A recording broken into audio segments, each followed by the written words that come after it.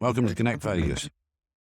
We feature conversations with Las Vegas creators and leaders, learn about their work, and explore our shared love of our favorite city.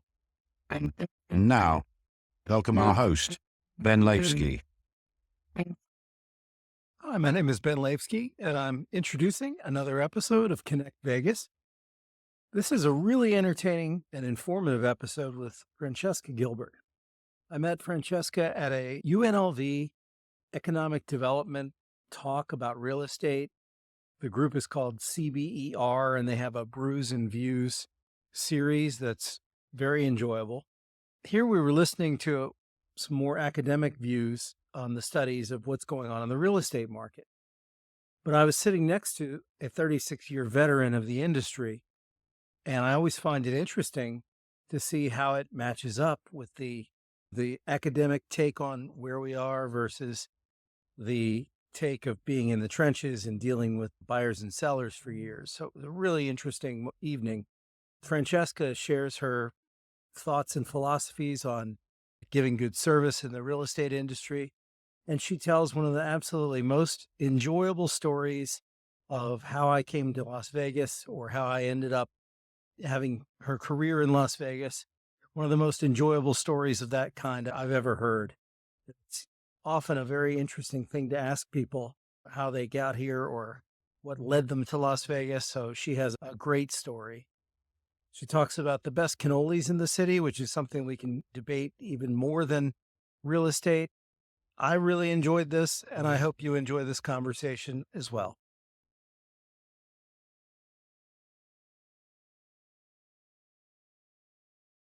Hi, and welcome to another episode of Connect Vegas. I'm here with Francesca Gilbert. Would you please introduce yourself and tell us what you do? You bet. Thanks so much for having me on today. I really appreciate it. My name is Francesca Gilbert, and I am a 36-year veteran of the local Las Vegas real estate market. I've lived here since 1978, moved here originally from Minnesota. And shortly after moving here, when I graduated from college, I got my real estate license, and it stuck.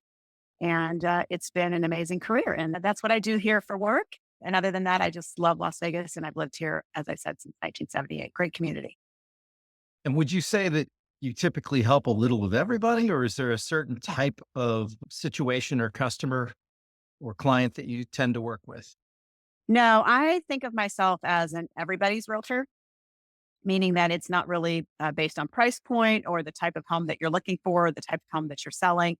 It's really just based on whether you need the help. And I have sold homes from, I sold a condo that was $23,000. And I'm pretty sure the gentleman who purchased it had a car that was worth more than the condo. And then I've sold homes up to $4 million. So I really run the gamut as far as the type of customer or client that I have. And would you describe, when somebody's working with you, what is the value you bring? Obviously, your experience and versatility, but how do you describe the benefits of working with you? I think, first of all, I really enjoy being a realtor. So I think I bring a lot of fun to the real estate transaction. And that may not be the answer that people would expect. But I think sometimes when you work with people, they are either very distraught, stressed out about the real estate transaction, and they bring that into it. And as a realtor, I've really realized over 36 years that that's not what people want. They want to buy a house or sell a house, but they don't want the stress that comes with it. They want it to be more fun. Certainly, they want to accomplish whatever goal they set out to, but they don't want it to be a horrible, awful, depressing transaction along the way. So I definitely bring a lot of fun, a lot of experience. I bring really strong negotiation skills. And more importantly, I have incredibly good systems that allow for clients to get from start to finish without wondering if it's going to be okay. I find that also to be one of the issues in real estate, is that people don't know.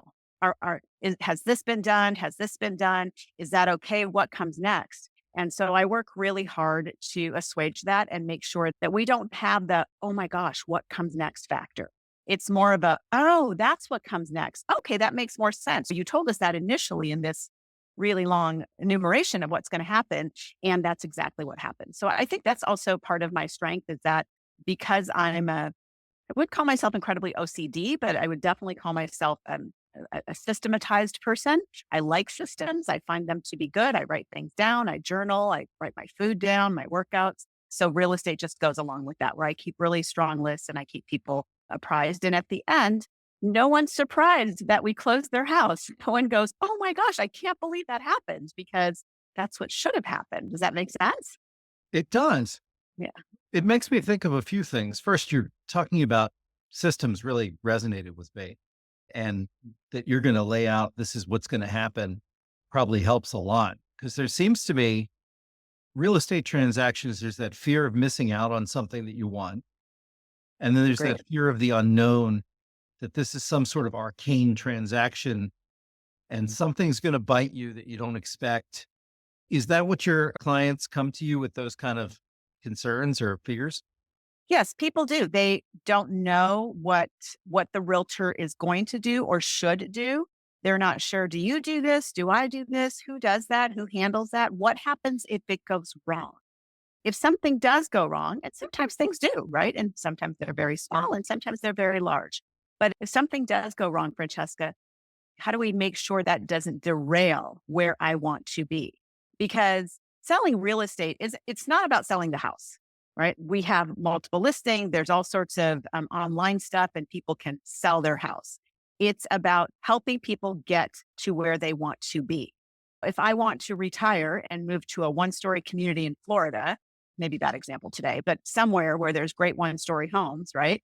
Uh, it's not about selling my house. It's about getting me to Florida. How do you make that happen? What do I do? So if something derails and I can't get to Florida, that causes, again, stress for people. And so I think it's really helpful to just let people know what happens when it all goes right.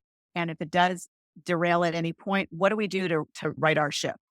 How do we make it so that, yeah, it's a blip, but we took care of it. And here's what we did. I think also realtors, they like to be secret agents. We don't want to tell anybody what happens. It's like we're magicians, right? I'm going to pull the rabbit out, but I'm not going to tell you how the trick is done. You know what? There's no secret. Tell you how the trick is done. You know, what happens when I meet an appraiser? What do I do?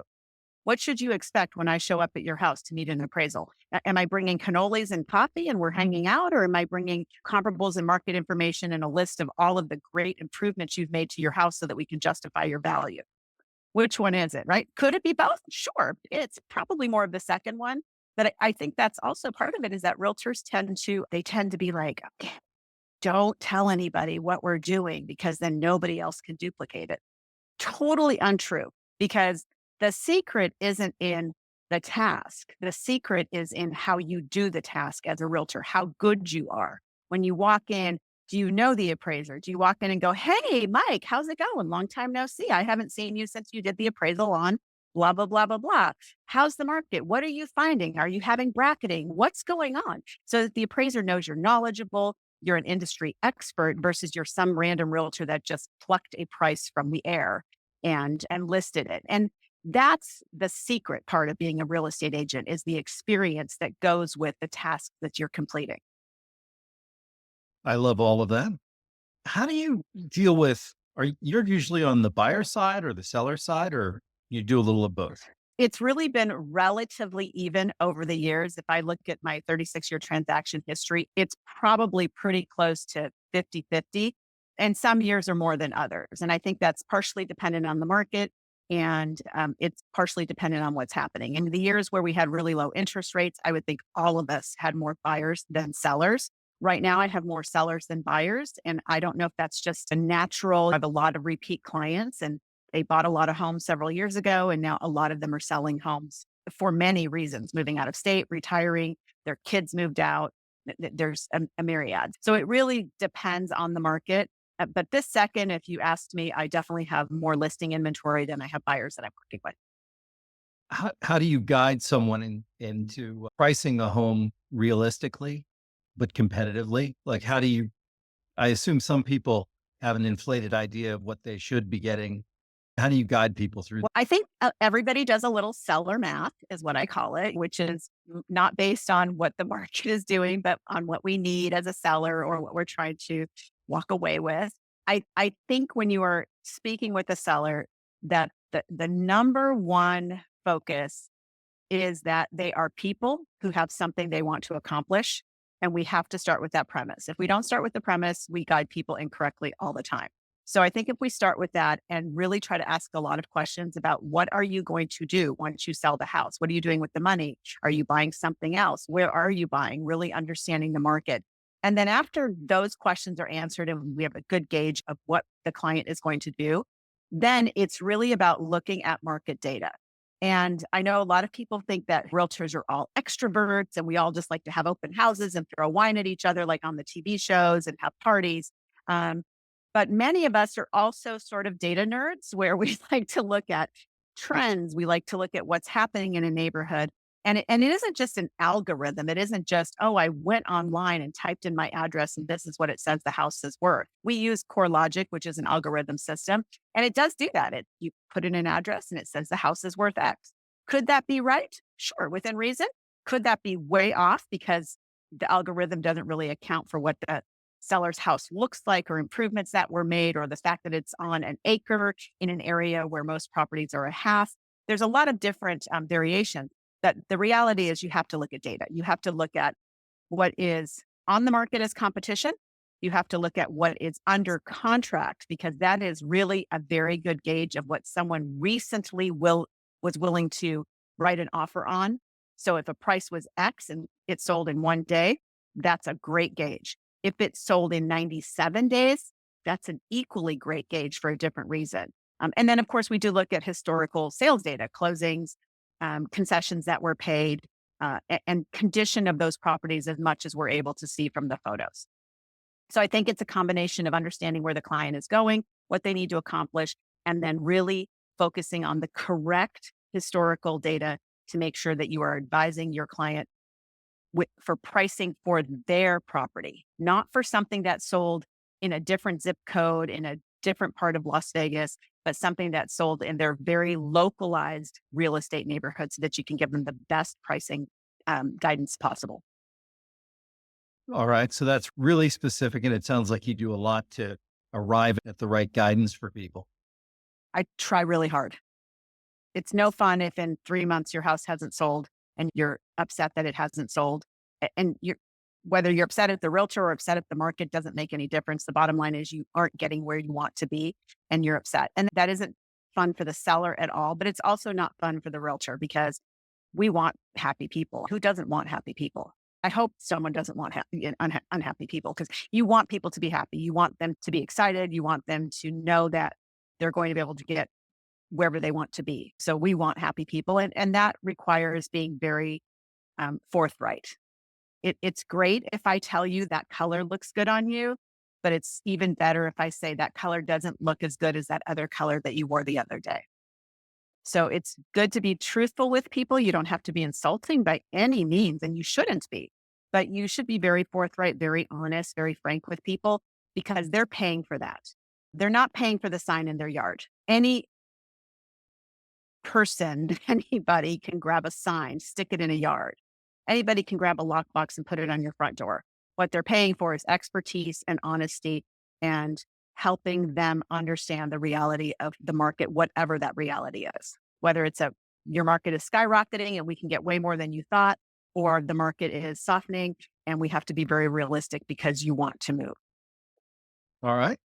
I want to take us back a little bit. Maybe you could talk about where you grew up and some of your interests when you were starting. Sure. Yeah.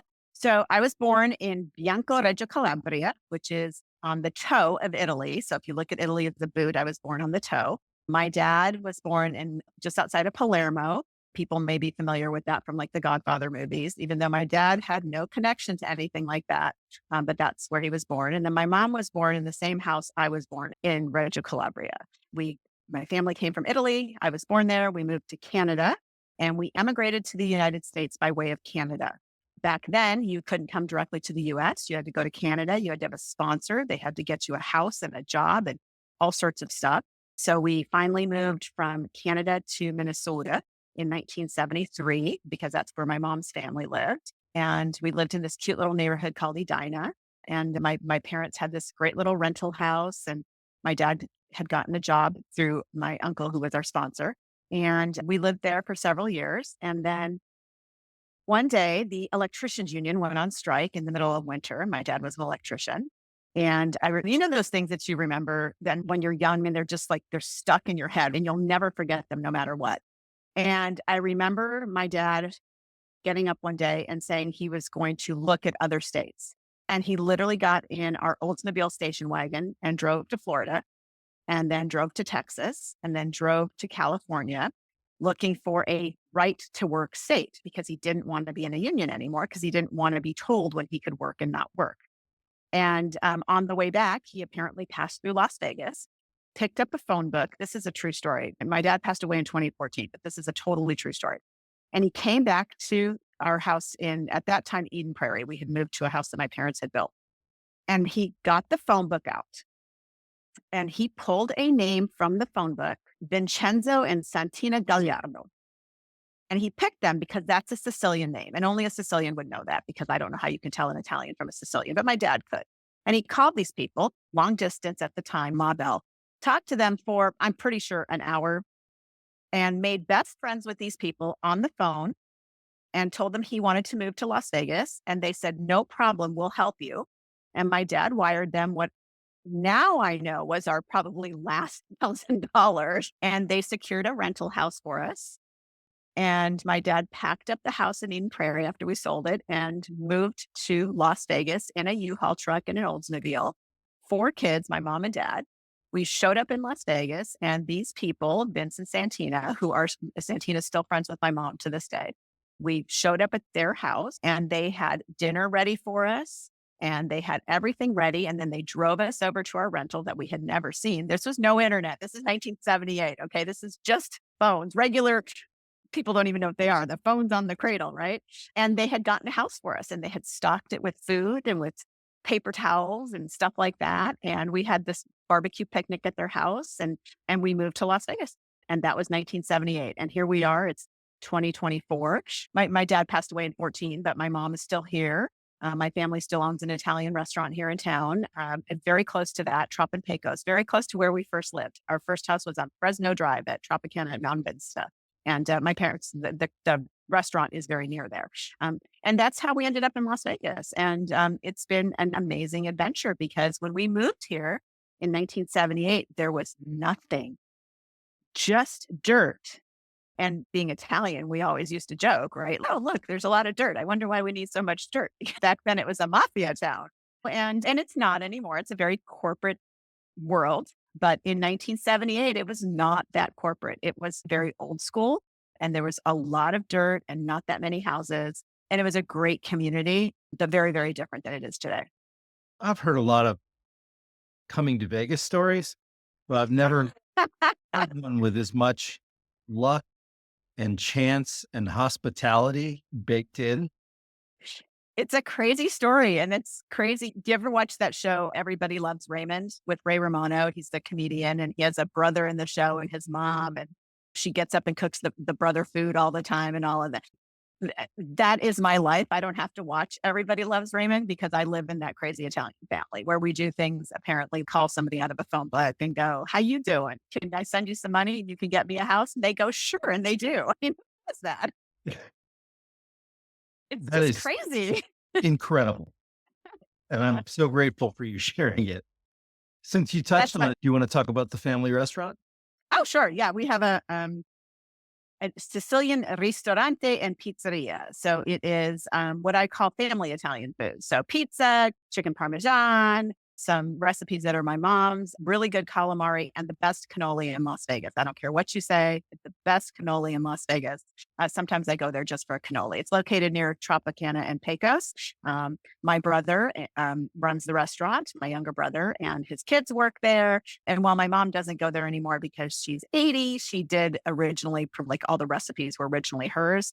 We find now it's not such a good idea to send my mom because if she goes to fix something, she purposely omits an ingredient so that nobody can make it like she does. So it is not a good game plan to send Mima down there because then she goes, I know why it didn't turn out. And she has no qualms about it not working at all.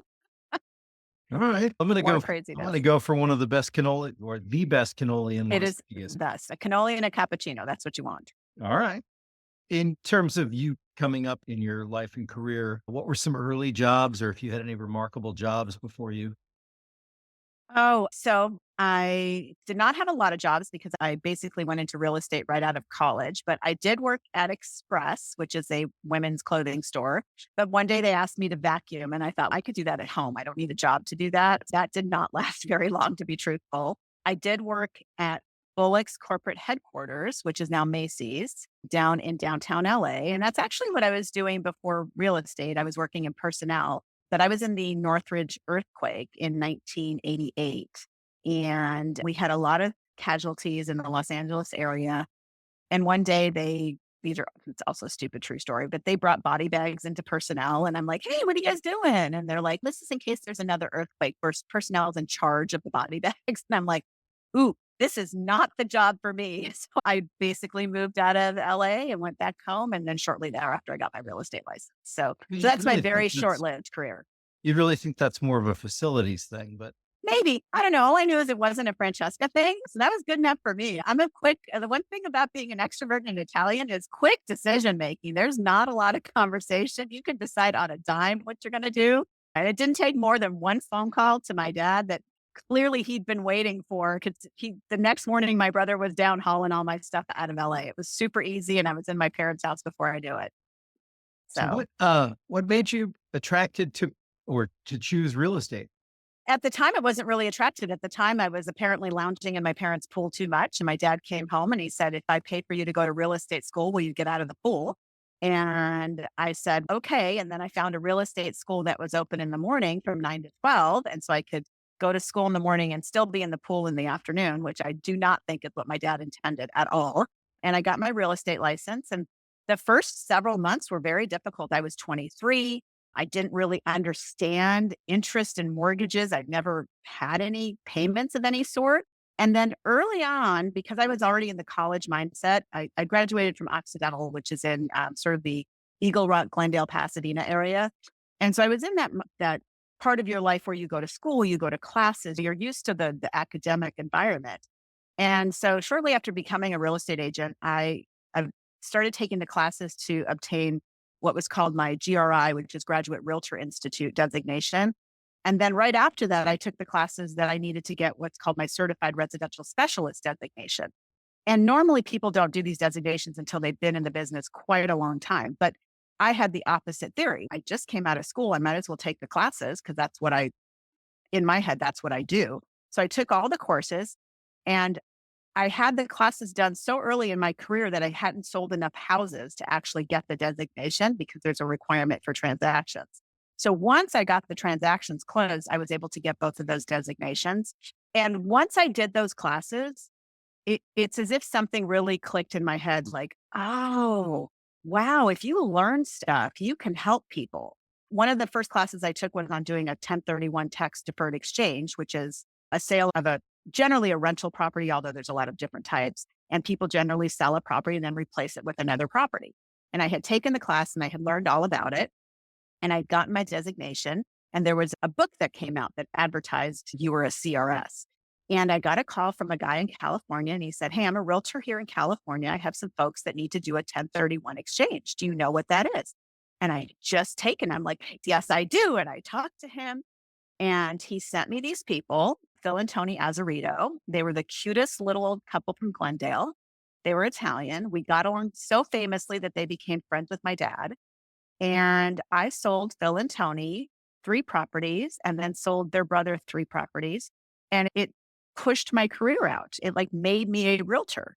And they ended up being like when you meet people and you just feel really connected, they ended up being the greatest people. And we had so much fun. And I really thought, if this is what real estate is, finding people you like and helping them, in that case, do a 1031, this is my job because I like people, I like talking to people, and I like helping people. And I like understanding the book stuff. I like understanding why you do an exchange, how the taxes work. I'm not a CPA, I don't do tax advice, but I do try to help people along. So I think that's really what, I don't want to say skyrocketed, but what pushed my career into actually being a career versus just something I did to get my dad off my back. And I found I really liked it. And it's clearly it stuck because this is year 37. I just had my 36-year anniversary in September. 18 license renewals. And just, it's really been great. I've met so many amazing people in 36 years, and I have so many clients that have come back over the years, families that I've sold 5, 7, 8, 10 houses to. I have families that I'm now selling grandkids. It's pretty cool. Love that.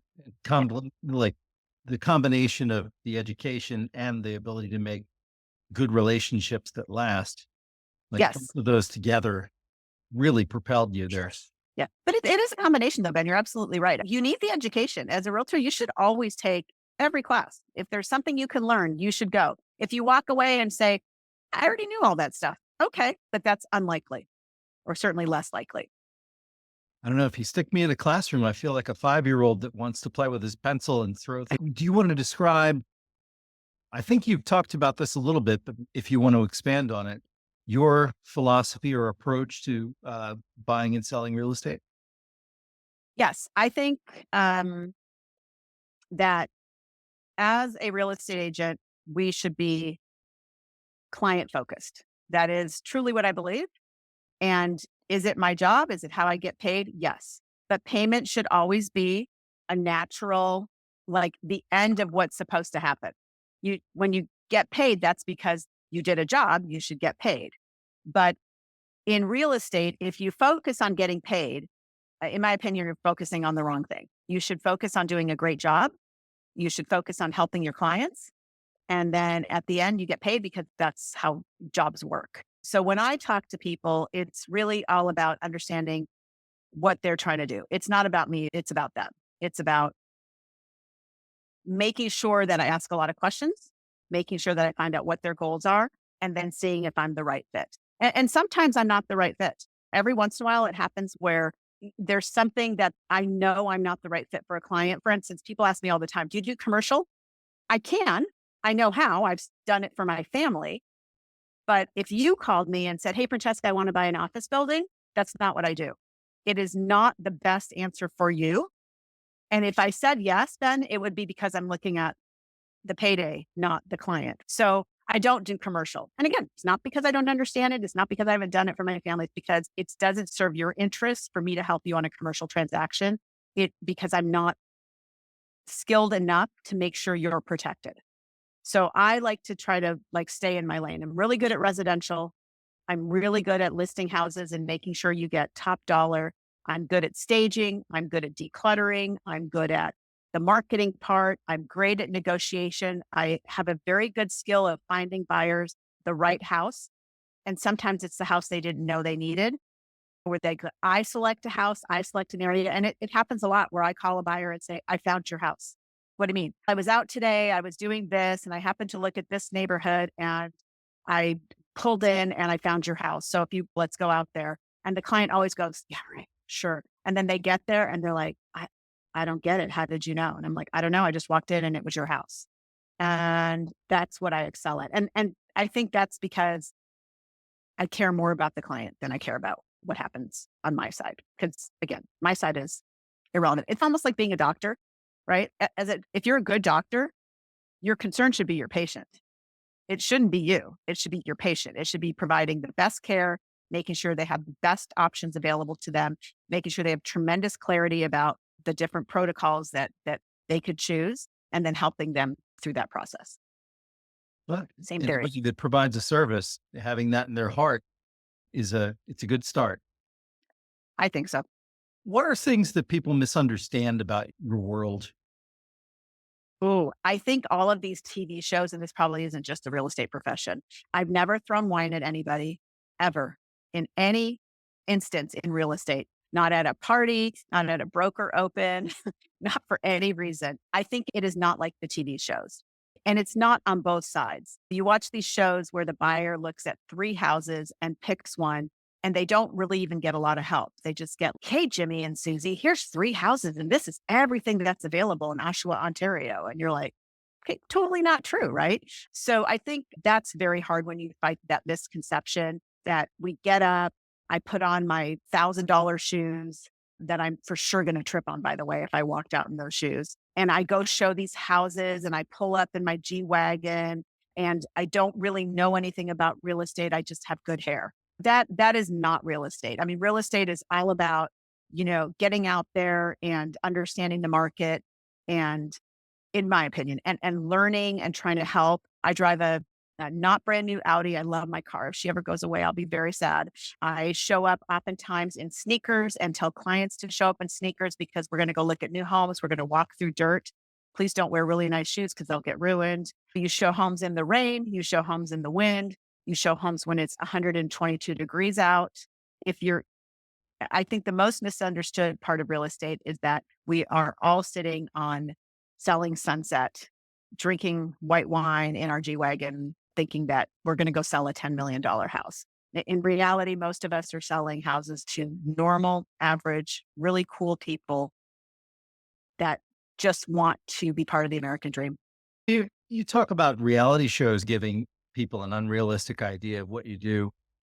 On the internet, do people come to you with bad information or bad ideas that you have to course correct? Sometimes I think that's a great term, by the way, course correct. That's actually the right term. I think the most course correction we're doing right now is coming from, the TikToks and the Instagrams where people are just trying to get followers. And so they're putting information out there. And sometimes it's accurate, but a lot of times it's not.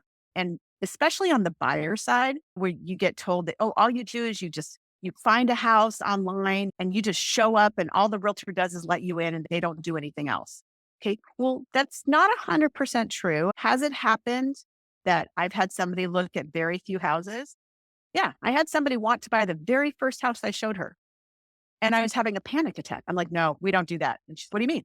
She goes, this is my house. I'm like, oh, we're going to go look at other houses. And she goes, I know, Francesca, I love this house. When I walked in, I knew it was my house. And I'm like, that's not how we do it. We're going to go look at other houses. We went and looked at the second house. And while there, her fiance pulled me over and he goes, hey, I've been doing this for a while. Let's just go back to the first house because that's the house we're buying. He goes, we could look at 50 other houses. And I'm telling you, that's the house we're buying. He goes, I've known her for 16 years since we were kids. And I'm like, you're sure? And I'm 1,000% sure. So does it happen that sometimes people buy the first house or second house? Sure. But more often it happens that people don't know what they're doing. They get told that a neighborhood is good, but they don't get told why. You should live in Green Valley Ranch, but I work at 95 in Providence. That's not a good location, right? I'm not saying Green Valley Ranch isn't great, but it's not great for where I work, right? So I think they get a lot of misinformation about areas or why this is good or why that is good or why this is bad or why that's bad, right? And I think as a realtor, you need to course correct that a lot. And then there's also a lot of financial information that is not correct. Why did this person get a better interest rate than I did? Okay, I don't know. What's their credit score? What's your credit score? How much are you putting down? What type of loan are you doing? There's so many variables, right? So I think as a realtor, you definitely want to have lots of conversations and consultations with people about what their situation is. Because I think that's the hardest fallacy, right? That everybody's the same. But in the mortgage world, especially, everybody's not the same. It's all very specific. And then in the world of what house is a good house, it depends. A good house for you may not be a good house for me. You find in the Valley a little competitiveness between Henderson and Summerlin. Oh, gosh. Sometimes, do people, Yes. I need to Don't be you? here. Do you? Oh, absolutely. Oh, yeah, Well, absolutely. the I mean, idea that the one is so far from the other that it's prohibitive to travel in that crazy long distance. I do have a joke though that I tell people, and sometimes it doesn't turn out to be a joke that people come, oh, I'm moving to Las Vegas. I have friends that live in Summerlin. I always start them in Summerlin. Why can't I look over here? You can, and we will, but your Summerlin friends won't drive to Henderson to see you. So you might want to be in Summerlin. And first they don't believe me. And then they're like, oh, I think you were right. So that is very tough where Henderson or Summerlin or maybe Mountain's Edge or some other master plan community, because people always think where they live is the best. And they're going to tell people that. But definitely that crossing the strip function, it's tough in Las Vegas, no matter what people say. I think one of the best examples, Claim Jumper came here many years ago, and they'd come from California where people will drive an hour to go to a Claim Jumper. So they built one on the west side of town. On the east side of town up in Green Valley. And then they were like, why are people from the west side not coming here? It's only 30 minutes. And they built one on the west side because they realized people won't cross the strip just to go to Claim Jumper. It's not California. So it's a So very funny. different world. Yeah, it's really weird, right? I'm from the DC area and I've lived in the Bay Area. And the worst Henderson to Summerlin or vice versa commute here is the best commute you would get in DC. Sometimes just across the Key Bridge, it takes you 15, 20 minutes and is it a mile, the Key Bridge? I don't think so, right? So that's funny. So yeah, Las Yeah. Vegas is very different in that respect. All right. Coming back to your world, is there anything else about your work that we didn't talk about that you wanted to mention? I think it would be really, I'd be not doing a service if I didn't talk just a teeny bit about the settlements and what's happening in the lawsuit world of real estate. And some people know, some people do not know. But recently, back in, I believe it was March, there was a verdict in one of these real estate trials that was going on that basically they decided that there was a lot of, the word they used was steering, meaning that realtors were leading people to certain houses based on what they called cooperative compensation, which is the traditional method where you list a house and the seller pays the buyer's agent.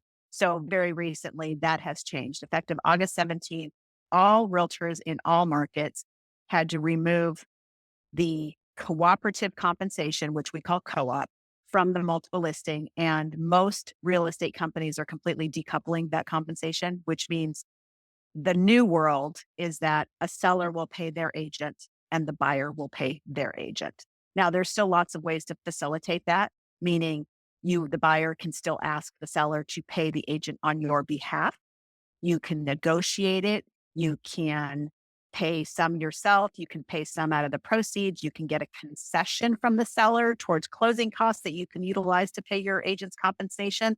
But the bottom line is the old days where the seller just flat offered the buyer's agent X amount of dollars or percent to show and sell their house have completely gone away and will never come back. And I think most realtors are in agreement, at least from all of the stuff that I've been listening to. I do a lot of podcasts and webinars on the subject. In fact, I'm going to one today from the Nevada Association of Realtors attorney. It's a good move because it muddied the waters and there wasn't a lot of clarity involved. And then the second part of that is that all buyers now have to sign a contract with their agent prior to looking at any houses. And that's a shift for a lot of realtors and real estate agents and a shift for a lot of buyers. Because in the old world, if you and I have known each other 10 years and I sold you 3 houses, the chance of me asking you to sign a contract, Ben, is quite honestly, is 0. But now in the new world, even if you've been my client for a very long time, I have to have you sign this contract before we go look at any property. So it's a little bit of a struggle. And so what I would say to buyers and sellers and real estate agents is to give each other grace. Because a lot of us agents are struggling with the fact that we have to ask people to sign a contract when maybe we didn't do that before because we went on the trust system. We went on the system that, you know what, if you like me and you think I'm going to do a good job for you, you're going to work with me. If you don't like me, you shouldn't work with me. If you don't think I'm going to do a good job, I'm not the agent for you. And it's possible that I don't think I'm the agent for you, in which case I would say to you, I'm not your best fit, but I do know somebody in Pahrump that would be able to help you because they work Pahrump. I don't work that area. So there's a lot of ambiguity happening right now, and people just aren't sure. There might be some mistakes made because people aren't 100% sure of what the next step is. So what I would just say is realtors, give buyers and sellers grace, and buyers and sellers, give the agents a little bit of grace as well, because we all just want the best for people. We want you to get where you need to be, but there's new paperwork. There's a lot of new forms. In 1 week, we had 6 form changes on one form in 1 week. So every time I kept downloading the form, the next morning I'd wake up and there'd be an email that said, new form. I'm going to stop downloading it. So just bear with, because the settlement is still playing out. And there's a lot of litigation that's happening in terms of all of these issues. So the best advice I can give you is before you hire an agent, whether it's a seller's agent or a buyer's agent, ask a lot of questions. Ask a lot of questions. If you're a buyer and you're hiring a realtor, ask them, how many times have you helped a buyer find a house? It's a good question. How many times have you been successful in negotiating an offer? Are you able to help me negotiate the price or my closing costs or my time frame or whatever's important to me, right? Because price isn't always important to everybody. Sometimes it's quick is better than cheap, right? There's a lot of different flexibility, but ask a lot of questions of that buyer's agent, find out what they've done, how often they've done it, how long they've been at it, how successful they have been also. And then something we don't do anymore, if you're working with an agent and you're wanting a little bit more info, just say, hey, Francesca, do you have somebody that you've helped recently buy or sell a house that I could talk to? And any good realtor should go, absolutely. I have these 5 last sales that I did this year. Here's 5 people I've sold a house to recently. You pick the person. I'm not even going to pick for you. You just point to whichever person you think bought the house in the closest range or whatever. And I'm going to text them right now and say, hey, Jim and Susie, would you mind if Ben called you because he has a couple of questions about my services and I'd rather he talk to you directly so that he can get the information from the buyer. How do you feel about that? And if you did a good job for your client, or even if you did a bad job for your client, they're going to take that call and they're going to provide the right information. So if you're on the cusp, ask to talk to somebody. Don't just go by what we post online because, no offense, nobody's going to post a bad review online. Nobody. Francesca was terrible. Yeah, that's not going anywhere. Instead, we're posting the ones that go 5-star. She was great. She brought a cannoli. That's the kind of reviews we're posting. If, as a buyer, you aren't sure, you feel like there's a lack of clarity, ask your realtor if you can chat with one of the clients that they've recently helped. That's wonderful advice, especially because things are a little bit unsettled right now. And Agreed. you're a steady guide through the changes. We actually met at a more academic talk about real estate. One of the topics was the severe shortage. Do you want to maybe speak on that a little bit? Sure. I think that's a very topical problem. The topic was housing affordability and what we're going to do about it. And the bottom line is housing affordability is incredibly impacted by the lack of inventory, and inventory in the sense of homes that people can afford. And here in Las Vegas, I think what we're going to see, Ben, is we're going to see builders go vertical. I went to a new home, I'm going to call it a seminar for lack of a better word, about 2 weeks ago with a couple of the large builders in town, D.R. Horton, Richmond American, and KB Homes. And each of the representatives were talking about projects that they have under not quite being built, but like in planning stages. But all of them were talking about greater density, more townhouses, not so much condos. And the difference is just whether you own the land. Condos, people think generally are closer to apartments, right? Going up and down, a second floor and a first floor. Townhouses are more, say, vertical, for lack of a better word. But all of the builders were talking about higher density projects that they were building because they are seeing the same situation that we're seeing, which is a lack of affordable housing. And the way to make housing more affordable is to create city centers where people can walk to areas, where they can have little parks, and where they can put more houses in the same amount of space. And therefore, more people can afford them. Because if they do more of a townhouse style, it doesn't have to look like an apartment. Some townhouses are 2,000 square feet. But you lose a little bit of yard, but maybe you get common area. Maybe you get walking area. Maybe you get more amenities in the community, maybe like a little coffee shop. A great example of some sort of denser housing is the Inspirada area. And people sometimes love it, sometimes hate it. But conceptually, the model was that they were going to fit more houses in the same amount of space and have more common areas. So they have a lot of parks, they have pools, they have a little coffee shop. I'm pretty sure there's an Italian restaurant that's still there. They have a little community rec center that you can pay $50 and rent for the day. And it's very walkable and very geared towards that. So I think we're going to see more communities like that because that's the only way they're going to address the affordability issue. Giving people, first-time home buyers, incentives to buy houses, that's helpful as long as there's not strings that come with it. But it doesn't build a house. And the problem is there just aren't any houses. Even if you give me an incentive, where's the house I can buy? And what we need to focus on is the housing that we need that's under 450. The median house price right now, I think, I don't have today's stats, but it was 498. Okay, so it's probably really close to that. But that's the median house price. So if we just say $500,000, we need stuff under 500.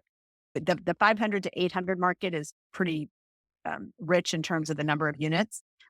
And right now we also have an affordability issue in terms of inventory because we have what's called that lock-in effect, where people have very low interest rates, some as low as 2%, 2.5%, depending on the kind of financing they got. And so people don't want to move out of that interest rate because then their payment doubles. If you go from a 2.5 to 5 in interest rates, your payment doubles, right? There's just almost no way. So a lot of people are locked into their loans and therefore not putting their houses on the market. And so we don't have the amount of inventory we would normally have. Right now, we're running about 34% more than we were running last September. But just to let you know, in terms of the number of houses, that's only about 4,500 houses on the market. So even though percentage-wise we're over, in terms of total inventory, there's not a lot. So I think that is going to be the topic then as we move forward is what does the government, and I don't mean just the government, local governments, local jurisdictions, city governments, what do they do to create affordable housing? I think also what you're going to see is a retrofitting of office buildings that are no longer being used as office buildings into some sort of housing, whether it is rentals or ownership units. I don't know. I can't speak to that. I don't know of anything that's currently on the plate, so to speak, but there are a lot of buildings that housed companies that were leasing office space that are empty, completely empty. Howard Hughes Tower is a great example. Down on Howard Hughes Parkway, the Wells Fargo Tower, I keep calling it Howard Hughes Tower. The Wells Fargo Tower is empty. And last I heard, Blackstone was giving it back because they were like, yeah, we're just going to give it back because they have a non-recourse loan. So that's empty. So what are we doing with that? It's in a great area to be a great rental down over behind the Strip corridor. So people who worked on the Strip. But again, are we making it a rental that's $3,500 a month? Or can they make it something that's a little bit more affordable so people who work on the Strip could rent there and still go to work and in some cases walk to work or certainly take easier transportation. So I think that's a lot of what we're going to see, some retrofit of existing buildings. In DC, to your point, in Rosslyn, that is exactly what they've done. There have been a lot of towers that were commercial towers that they are retrofitting into apartments, mostly for rent. But my daughter lives in DC. There's a couple of brand new units that we looked at. And I said, oh, how did you get this building in the middle of Rosslyn? And they're like, oh, it was a commercial building. It was lease space. Oh, and you guys bought it and you're retrofitting it for rentals. And they're like, yep. And they're making them really nice, concierge, fancy gyms. And they're taking a while to get the certificate of occupancies finalized. But the building's already there. They don't have the cost of the building. They just have the cost of the retrofit. It's really remarkable that the demand for commercial is just completely, those office spaces have changed. I think that's largely because a combination of two things. COVID showed employers and employees, people, that you don't have to go into the office all of the time. And I think also there's been a move for employers to find locations that don't require crossing the Strip or the traffic that's involved. Great example is, I think it's called the Uncommons. It's right on the Durango curve as you're near Durango Station. I don't remember the cross street. Maybe it's Badura. But that building over there, that has a lot of different big tenants. And a lot of those tenants were at the Wells Fargo Tower, weirdly enough. And it turns out their employees, when they came back to work, didn't want to cross the Strip. They didn't want the hassle. And think about it, with F1, how much of that whole Strip and Harmon and Paradise Koval corridor, I don't know exactly what the whole corridor is called, but that area there, how much of those streets were shut down? If you were working in those areas during F1 or any other event, I'm not picking on F1, there's hundreds of events in Las Vegas where the traffic in that area is interesting, we'll just say. So from an employer standpoint, if I do want my employees to go back to the office, and I make it very difficult for them to go back to the office, then I'm going to have two battles. Why not move my location and have it be generally near some sort of freeway? The 215 is a great option because it does a very nice loop. So that's what I'm saying. I'm not a commercial guy or girl, a commercial person, but that's what I'm seeing from my limited perspective from the residential world. All right. I'm going to shift gears for Okay. some personal recommendations. Is there a book that you recommend or something you've given as a gift? So I read a book called Unreasonable Hospitality, and it is not a real estate book. It's about the restaurant world. It's a restaurateur who is from New York, and he had a restaurant there, and it was a very nice restaurant, but he couldn't get a Michelin star. And so he worked very hard to up his game to get the Michelin star. And then he got the 3 stars, and then he dropped back down, and it talks about the journey, but it's called Unreasonable Hospitality. But the focus of the book isn't really about his stars. The focus of the book is helping make people's dining experience absolutely amazing with the theory of you should be unreasonable in your hospitality. If somebody comes in and says, "Hey, we didn't get to go on a cruise because it was leaving out of Florida and they had a hurricane, and I have 2 kids that thought they were going to get to go on a cruise and they were very excited and they're very sad now. We're going to come in for dinner. We just wanted to let you know that the kids weren't going to be super happy. And when you show up for dinner, they've taken a little section of the restaurant and they've put beach toys and beach chairs and a little pile of fake sand. And they've made this whole little section for your kids to sit in and play in. And you walk in and they've done that. And not because you asked, but because as a restaurant, they wanted to go the extra step to make you feel amazing. And that's really what the book focuses on. It focuses on making the client feel amazing. It focuses on customer experience as being what happens, right? Because customer service is what you do when something goes wrong. Customer experience is what they get when it all goes amazing. So it's a great book. It's called Unreasonable Hospitality. I had that recommended to me before, so I Yeah. appreciate you. Yeah. Good. Great book. Bright yellow cover. Can't miss it. Okay. Now I've got a couple Vegas questions for you. You said you got here in 1978. There's so many ways. Tell me how it's different today. When we moved here, the valley ended at Decatur was the most west boundary. There wasn't really anything past Decatur. On the east side, a little bit past Pecos, so maybe Annie Oakley, Green Valley, what's now Green Valley Parkway. At the time, it was nothing. There was really nothing past there. There was nothing in North Las Vegas. North Las Vegas almost didn't exist. Boulder City was, whoa, we're going to go to Boulder City. We're going to need like food and snacks and like an extra tank of gas. I mean, you just felt like it was so far away. And so now the city is a real city. Back then, Las Vegas was, the mob town. It's where, you went if you needed to, drop a barrel in Lake Mead type of thing, right? And now it's not that. It is a thriving metropolis. We have amazing industries. We have, and you know what? Yeah, I'll briefly say world-class sports. Yep. Okay. That's all I'm going to say about that. That's great. Going to move on. But you know what we have? We have the Smith Center. We have amazing medical services that we did not have back then. We have places where you can go and have dinner that you can actually afford to go and you don't need to wear the 3-piece suit to walk in. We have so many different options and it's so inclusive. I think the one thing that people don't talk about Las Vegas is that it's super inclusive. There are so many cool things that you can do and it's open to everybody. Short of the items that you have to be 21, right? It's open to everyone. You can take your kids to see a Cirque show. There's no issue with doing that. In fact, you should. It's cool. So there's so many options and so much, not just entertainment, but the other part that people don't really think about is there's so many people. There's so many great people that live in Las Vegas that didn't live here in 1978, that run businesses, that have mom and pop companies, that have opened little family restaurants, that have opened little stores, that have opened a hair salon, have made Las Vegas their home. And I think we forget, because there are so many casinos and so many large industries, that Las Vegas would be nothing without the people that live here.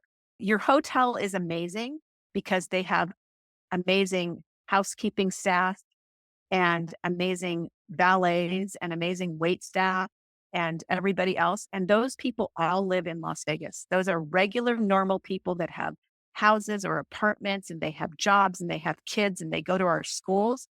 And that's what makes Las Vegas the world-class entertainment spot. It's not, no offense, it's not the Raiders in and of themselves. They're a great team, very excited to have them. Allegiant Stadium is super cool, but it's not the fact that we have a football team.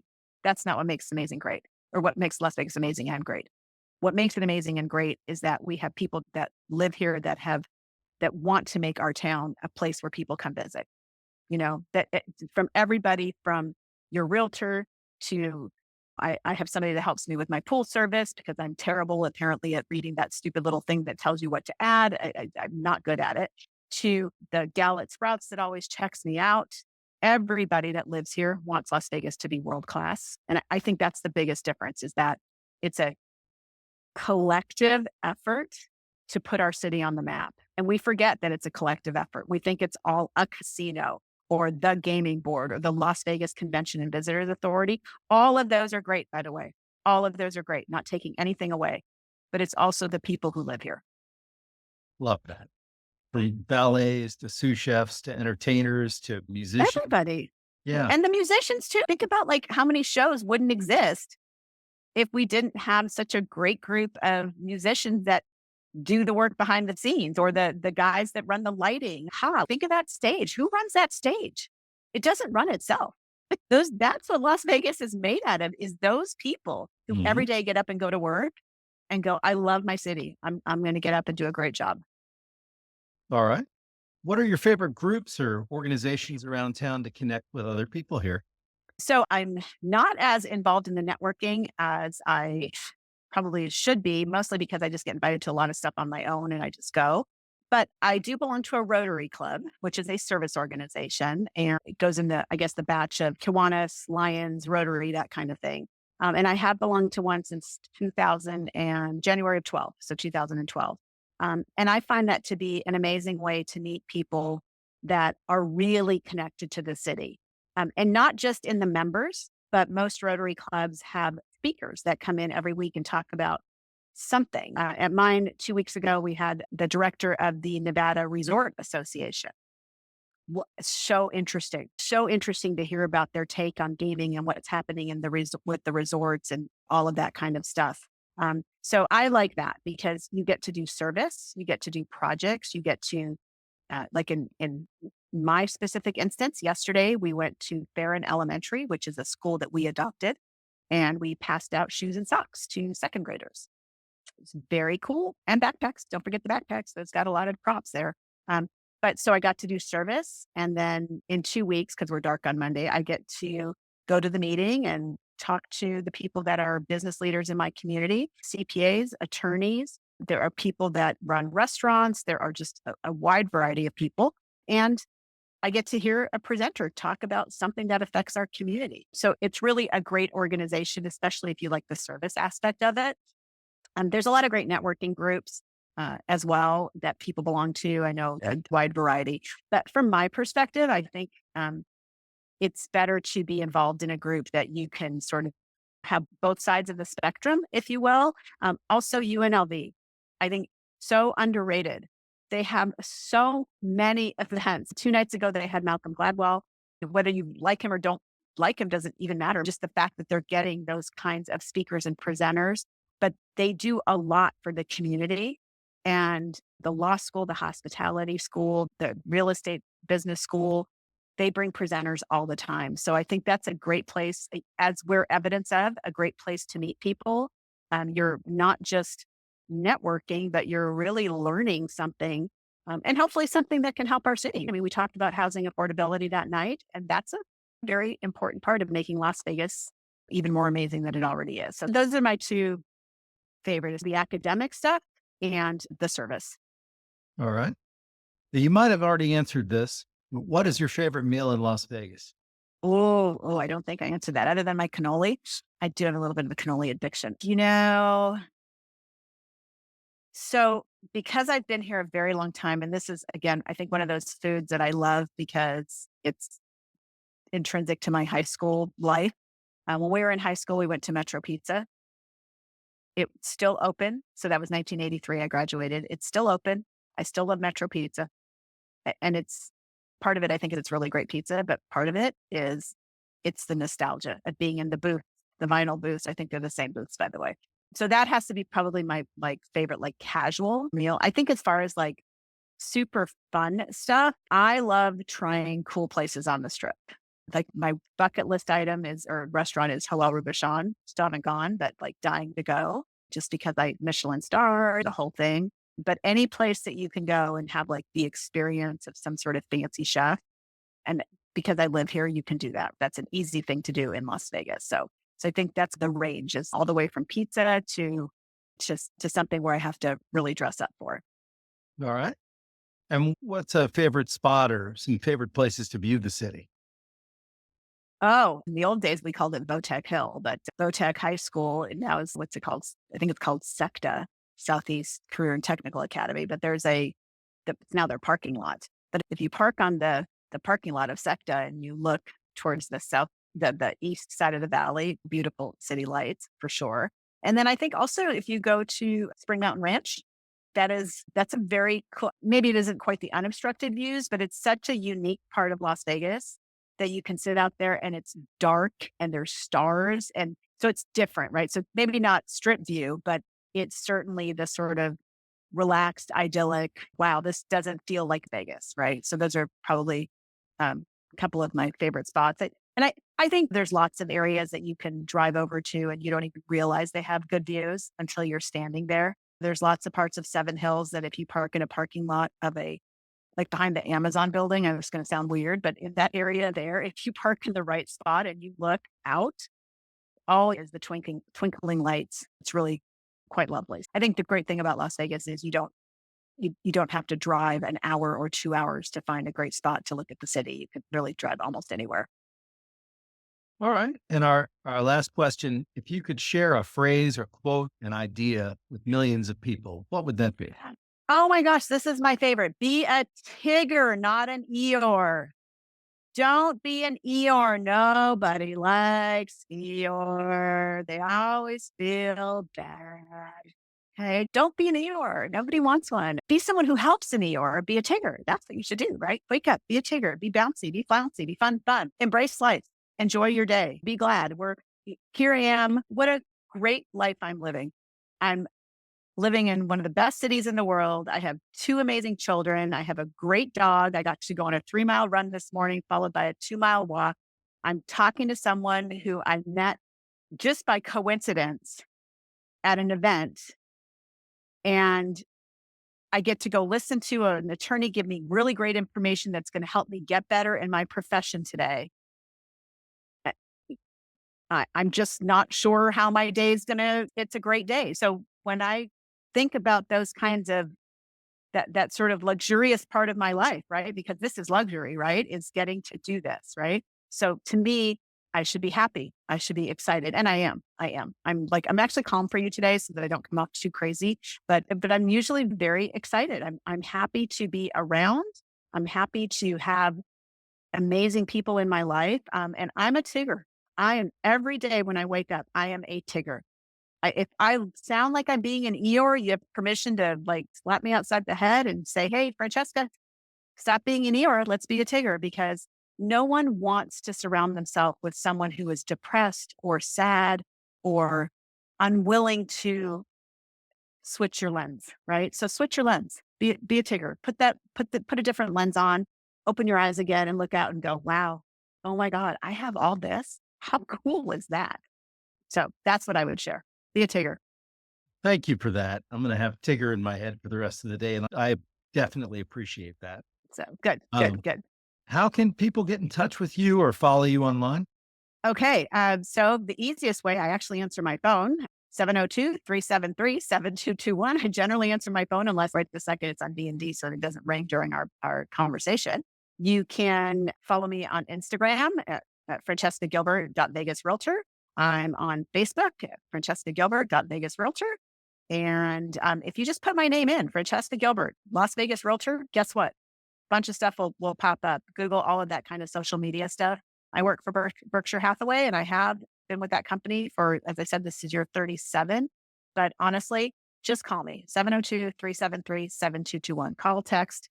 I answer my phone. I respond. Just say you saw me on the podcast and let me know what I can help with. And if I can't help you, I will find someone who can. Thank you very much.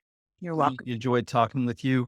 And I'm going to go get a cannoli this afternoon. Okay, good. Yeah. Tell my brother Pete I say hi and make sure you let him know we chatted. So, all right. Thank you very much. Thank you.